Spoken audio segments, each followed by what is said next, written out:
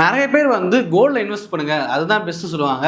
சில பேர் வந்து மியூச்சுவல் ஃபண்டில் இன்வெஸ்ட் பண்ணுங்க அதுதான் பெஸ்ட்டு அப்படின்னு சொல்லுவாங்க.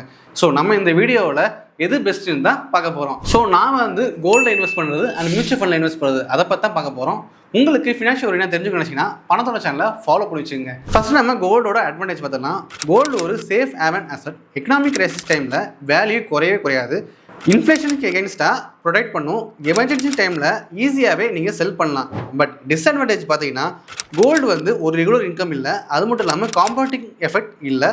ஜுவல்லரினா making charges and storage problem இருக்கும். லாங் டேர்ம் க்ரோத் ரொம்ப லிமிட்டடாக தான் இருக்கும். ஸோ கோல்டு இன்வெஸ்ட் பண்ணினா உங்கள் அமௌண்ட்டை வந்து ப்ரொடெக்ட் பண்ணும், பட் க்ரோத் பண்ணுமான்னு கேட்டால் நெக்ஸ்ட் பார்த்தீங்கன்னா மியூச்சுவல் ஃபண்ட் பார்க்கலாம். மியூச்சுவல் ஃபண்டோட அட்வான்டேஜ் பார்த்தீங்கன்னா, லாங் டேர்மில் ஹையர் ரிட்டர்ன்ஸ் இருக்கும். பவர் ஆஃப் காம்பவுண்டிங் தான் இதோட பிக்கஸ்ட் ஸ்ட்ரென்த்தே. எஸ்ஐபியில் டிசிப்ளினாக இன்வெஸ்ட் பண்ணலாம். ஈக்விட்டி ஃபண்டில் இன்ஃப்ளேஷனை பீட் பண்ணும். இஎஸ்எஸ் ஃபண்டில் இன்வெஸ்ட் பண்ணிங்கன்னா டேக்ஸ் பெனிஃபிட்ஸ் கூட இருக்குது. பட் மியூச்சுவல் ஃபண்டோட டிஸ்அட்வான்டேஜ் பார்த்தீங்கன்னா, மார்க்கெட் அப்ஸ் அண்ட் டவுன்ஸ் இருக்கும். ஷார்ட் டேர்மில் லாஸ் வரலாம். பேஷண்ட் இல்லைன்னா ரொம்ப பெரிய ப்ராப்ளம் தான். ஸோ மியூச்சுவல் ஃபண்டில் ரிஸ்க் இருக்குது, பட் நீங்கள் டைம் கொடுத்தீங்கன்னா ரிவார்ட்ஸுமே அதிகமாக இருக்கும். இந்த ஸ்மார்ட் இன்வெஸ்டர்ஸ் என்ன பண்ணுவாங்கன்னு பார்த்தீங்கன்னா, கோல்ட்லையும் இன்வெஸ்ட் பண்ணுவாங்க, மியூச்சுவல் ஃபண்ட்லையும் இன்வெஸ்ட் பண்ணுவாங்க.